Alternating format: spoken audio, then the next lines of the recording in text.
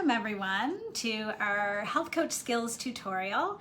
Today we're talking all about how to deal with emotions in health coaching. So when your clients start to demonstrate emotions, what do you do? I know this is a scary topic for a lot of new health coaches.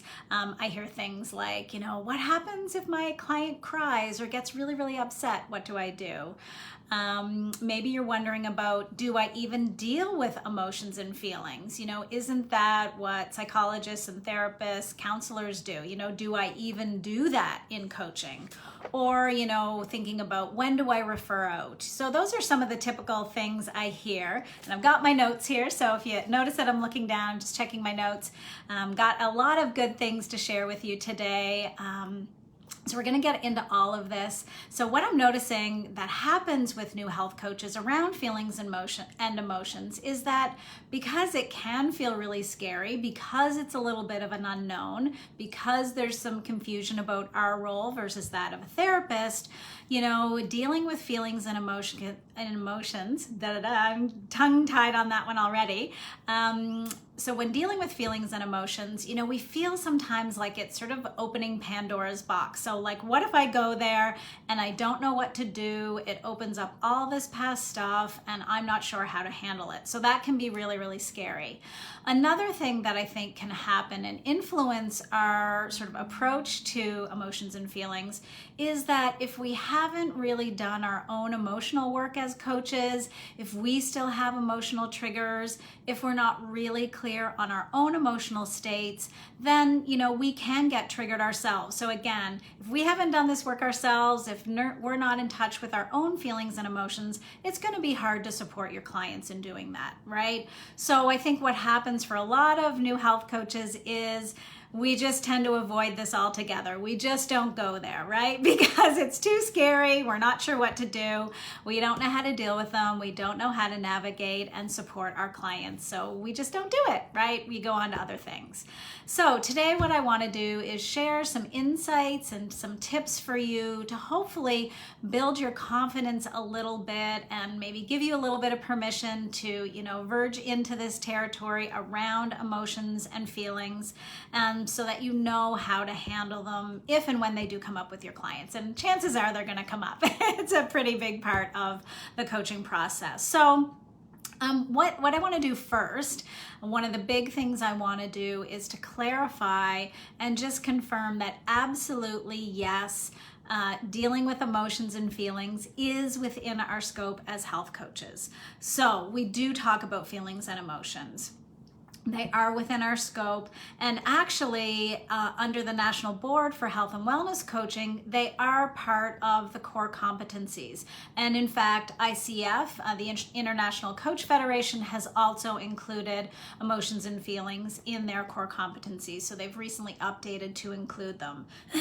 So in the National Board, what it really outlines for us in terms of what we do around feelings and emotions, which I think is a really great place to start, because it can bring that clarity, it says that we attend to the client's emotional state of being.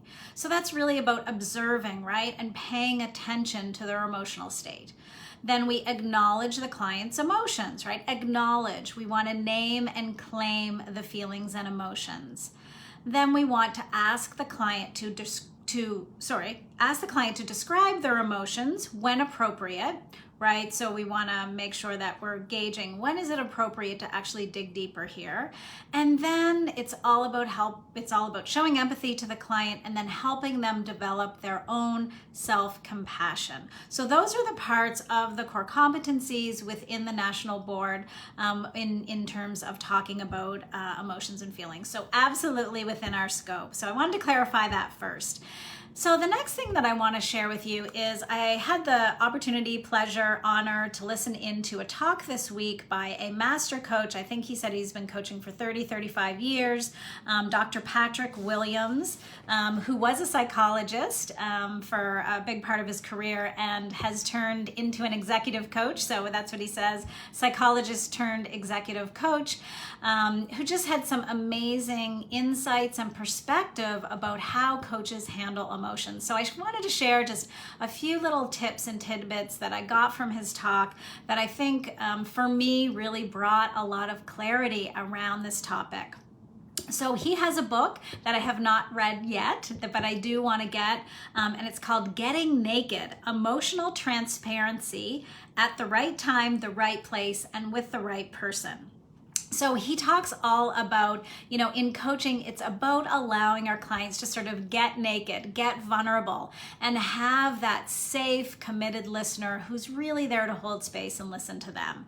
So that is kind of his approach and what sort of getting naked means for him. So it is about kind of diving deeper into those emotions. So he talked a lot about how we deal with those feelings and emotions in coaching, and he compared it to snorkeling. So he talked about, you're snorkeling along in beautiful, warm, clear water. You've got that mask on and you're at the, surface of the water.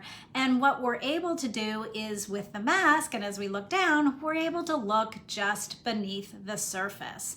So he said that, coaching is, us helping our clients see just beneath the surface. So I thought that was a really great metaphor, because there's all kinds of other ones like the iceberg where there's all that deep, dark stuff under the water. And what he said was, coaching isn't about that deep water diving. It's not going into all those dark and scary places. So we're not digging as coaches into, that deep personal archaeology and digging around for truths and all that kind of stuff. That would all be the work of psychologists, therapists, counselors. So what we do in coaching isn't psychotherapy, but absolutely we talk about feelings and emotions, especially those things that are just beneath the surface. So I just thought that really brought a lot of clarity for me. So in coaching, it's not necessarily if we talk about feelings and emotions, because we absolutely do. It's about how we talk about them. So a couple other tips and things that I got from this talk from Dr. Pat. He said that, just because someone has an emotion or a feeling doesn't mean that we need to refer them to a therapist. So what we want to do as coaches is really gauge if our client is emotionally fragile or are they emotionally agile. Is this an acute situation, just a short-term thing? Or is it a chronic habit, behavior, pattern that's been going over and over and over again? So these are some of the things we just sort of want to gauge and assess with our clients. Are they able to shift and move through the feelings and emotions? So he really talked about the fact that, really with our clients, it's about giving them a place to just emote and share their feelings and emotions and what's going on with them. Maybe they're just sad or depleted, or maybe they're grieving a loss. Maybe they just need to get that stuff off their chest, right? Or, on the other hand, do they need an actual psychological assessment, right? So there's different ends of this spectrum here, where yes, people are going to need a medical intervention, or they're at the other end where they just really need someone to talk to, right? A committed listener, as Dr. Pat called us as coaches, who can really hold space for our clients. So I love too, he talked about, the fact we're in this, era of the pandemic. It's been a really rough time for a lot of people. So dealing with life these days is emotional. People are sad. They are depleted. They're grieving, this word languishing, we're just sort of languishing in the heaviness of the world today. Definitely feel like something's missing from life, right? And so we're in this place sort of somewhere between depression and thriving, right? Sort of that end of the spectrum. We've got depression, clinical stuff happening on one end, and at the other end, we're like absolutely thriving in our lives. And there's lots of space there in the middle, lots of different emotional places we can be along that continuum. So what he said was that most of us aren't actually clinically depressed, of course. some of us are for sure. We want to acknowledge that. And nor are our clients, right? Most of them, if they're coming for health coaching, they don't need that. But of course, some of our clients will. So just because our clients experience emotions, again, and feelings doesn't mean that they're mentally ill.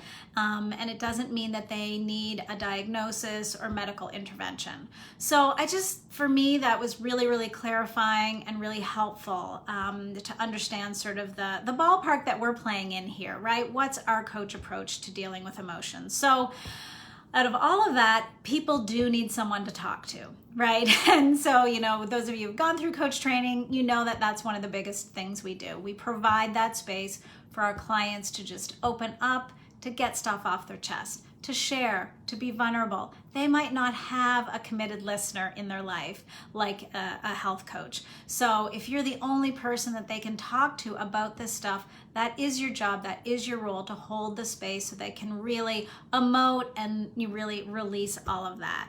So we can be that person for our clients for sure. So the bottom line here, how do we tell, is someone needing therapy or medical intervention, or, are we okay to coach them? Sort of a rule of thumb is, if the client has a vision for the future, if they can envision that, if they can think about getting excited about the possibilities, and they can set an action step and actually move toward and complete those action steps and goals, then chances are coaching's the right thing for them. However, if they are really, really stuck in an emotion or a past experience where they can't let go of it, they sort of feel paralyzed, stuck, can't move forward, they're depressed, then of course those folks may need some additional support. And that's when you should come in and discuss their options, really just, bringing up the subject. Do they feel they need additional support? Have they ever sought out, anyone else to speak to about this? And then maybe you want to talk about referrals. So as a coach, as a health coach, it really is important for you to have some referrals, psychologists, therapists, counselors, other folks that who maybe deal with various, mental health issues that you can refer out to, because, when it's out of scope, we refer out, right? So in coaching, emotions and feelings are all about the present. So it's not that we're going back into all those past experiences, childhood traumas, life events that have really, really caused emotional trauma for our client. We're not dealing with all of that, right? We're bringing, our work is in the moment, in the present, and in the future, right? So we can talk a little bit about the past, and I will get into that in just a minute. But really, that's where we want to be focusing as coaches. So how do we deal with emotions and feelings as health coaches? So I've got a few tips here for you, a few things to think about, some that I got from the talk with Dr. Pat, and some that I've just drawn from other learnings and trainings and things that I've done. So the number one thing with emotions and feelings and health coaching is to name and claim the feeling or the emotion. So we really want to help our clients become aware of their emotions and feelings. That's the first thing, the awareness, right? We have to be aware of it. Then we want to help them express it, and then we can see if we can name it. We don't always have to name the feelings though. Sometimes our clients are just like, I know I'm feeling something and I don't know what it is. They can't really put a name on it.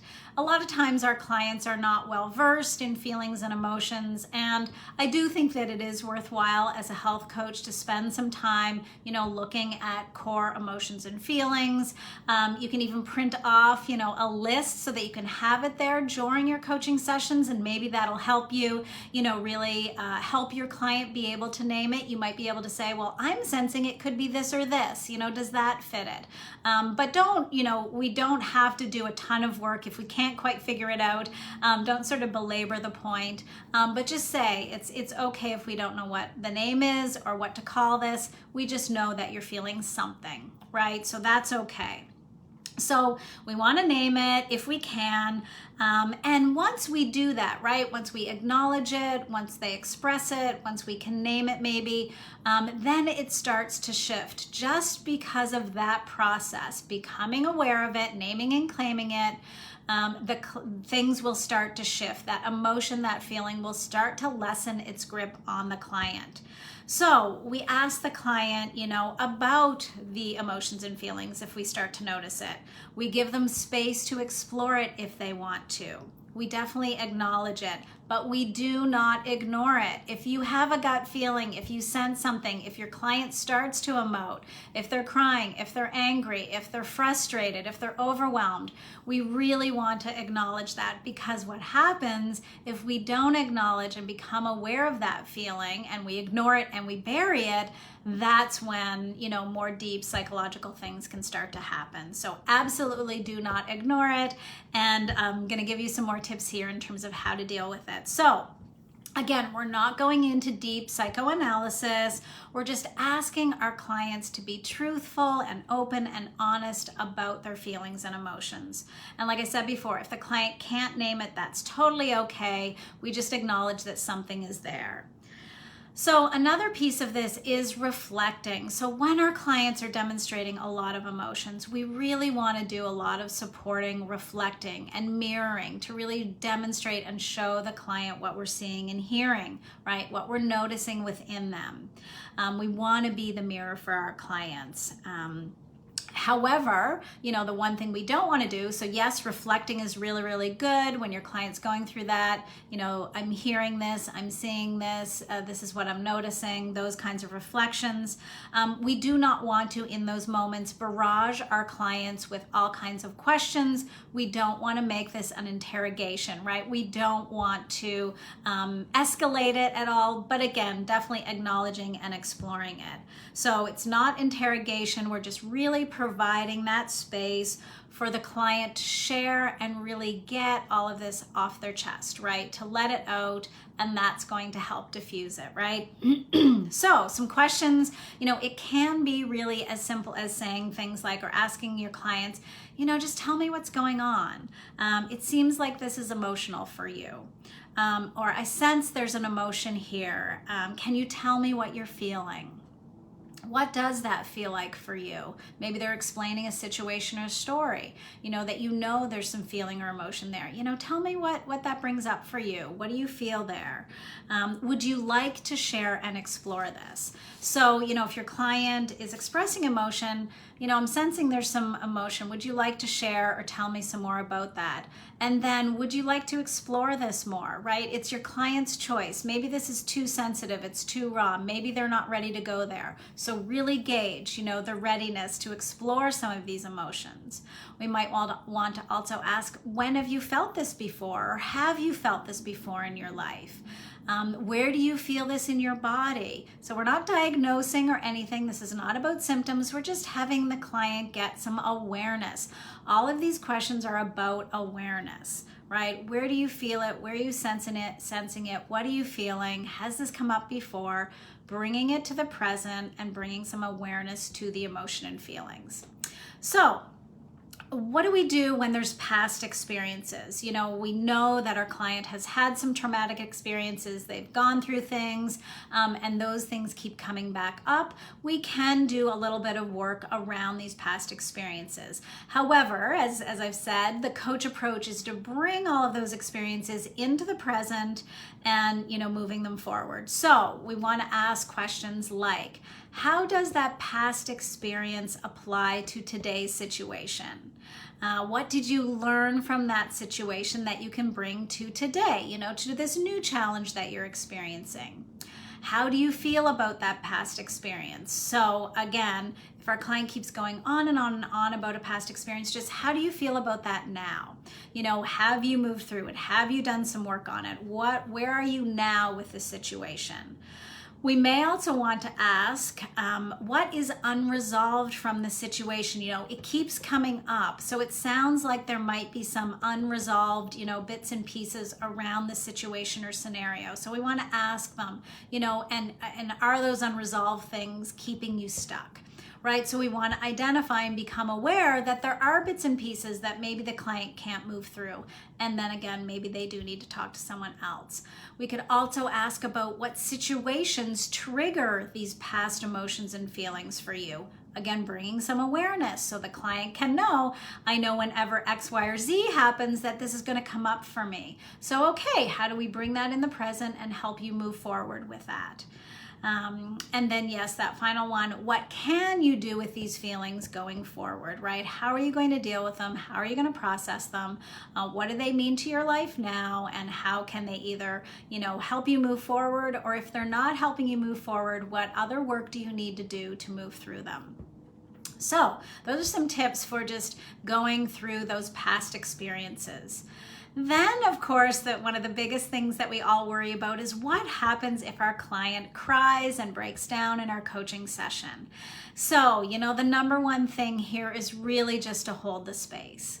We pause, we breathe, we be with our client, right? We're with them, we're supporting them.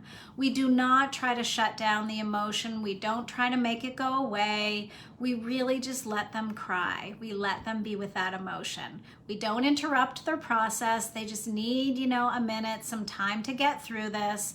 So we feel it, we're with it, and we stay with the client through it.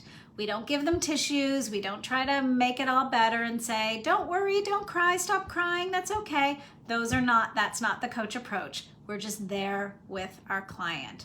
We pause, we breathe.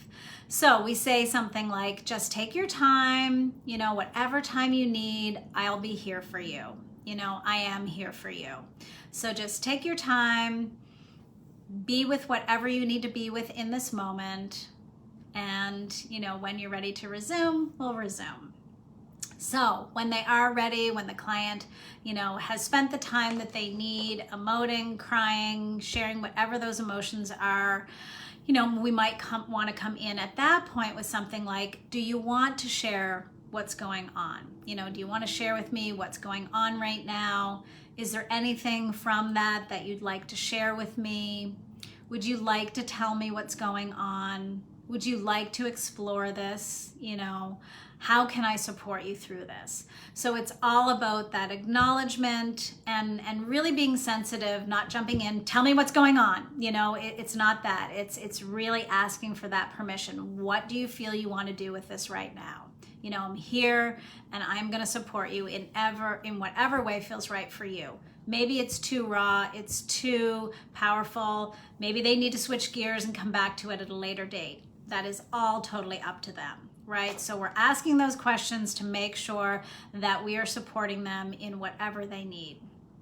So another tip that we can do is help the client when they notice those emotional triggers. So that's a question that we're going to ask. We're probably going to identify, when they start to feel these emotions. So what do we do, in those moments? How can we support our clients in moving through those triggers? So some things, to really ask your client. So when this happens, when you get the emotion, what can you do? What do you feel would be best for you in that moment? And a lot of times when we're dealing with, emotions, feelings, limiting beliefs, any of those triggers, really the best approach is to really invite your client to just pause, right? And not sort of do the typical reaction, right? We all have default modes we go into when we're triggered. So that's that sort of amygdala hijack, right? When our brain just goes into that default mode because it's been triggered.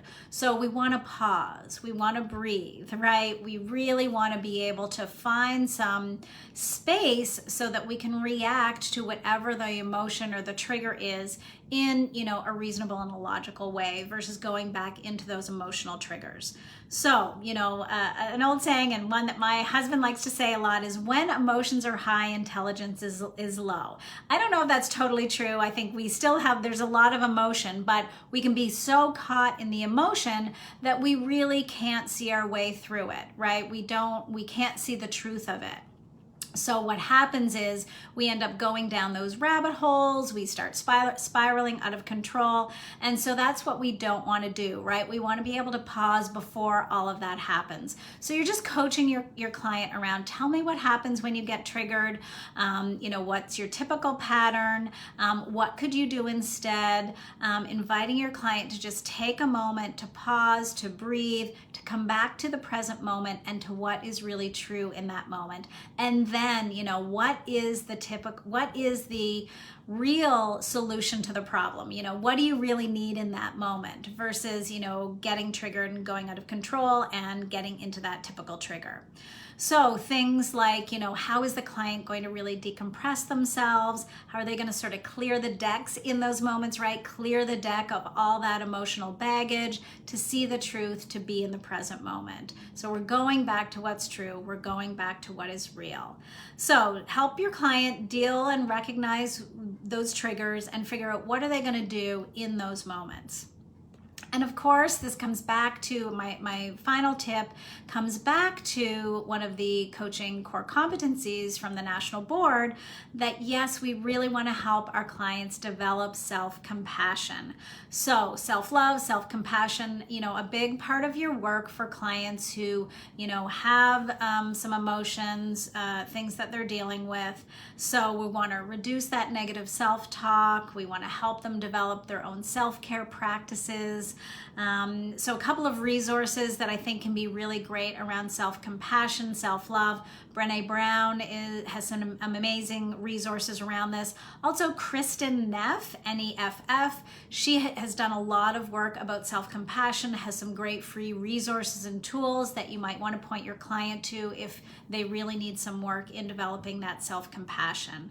So within this, right, we really want to normalize these feelings and emotions. We don't want to pathologize them, right, with our clients. Oh, you need to see a therapist. Oh, this is really bad. Oh my goodness, I think you need to talk to somebody, especially if we're dealing in that normal range of emotions, right? There's a lot of normal stuff happening, and especially with today, like I said. So, just being there for your client and allowing them to open up and share. Pardon me. And so we're not trying to eliminate these feelings, right? And we're trying to illuminate them, as we talked about before, bringing that awareness, shining a light on them so that the client can become aware and help hopefully move through them. So just a little recap today. This was a lot. I love this topic. And like I said, that talk that I listened to this week by Dr. Patrick Williams was really so empowering for me, gave me a lot of permission around dealing with emotions with our clients. And so I really wanted to share some of those tips with you today, and I hope they've been helpful for you. So just to recap, yes, 100%, as health coaches, we can help our clients deal with their emotions, and we talk about them for sure. As I've been saying, most of our clients really just need someone to talk to share with, to be open and vulnerable with. So holding that space so that they can do that. We want to name and claim the feelings and emotions if we can. If not, we're really just acknowledging them. Don't ignore them, and so hopefully today some of these tips have given you some skills and competencies to be able to, deal with emotions and feelings. Be good listeners, that's another key thing. Reflect back what you're hearing. And of course, if you do suspect that there is, something else happening here, something deeper, and that it is out of scope for you, absolutely refer out when it's out of scope. So if you have any questions, please post those in the comments below. I would absolutely be happy to answer any of them. Thanks for being here today, and we'll talk to you next time. Thanks, everyone. Bye for now.